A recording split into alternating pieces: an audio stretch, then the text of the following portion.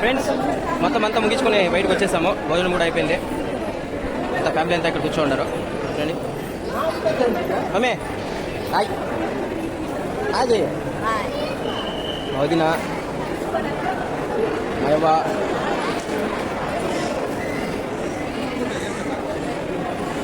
Hi.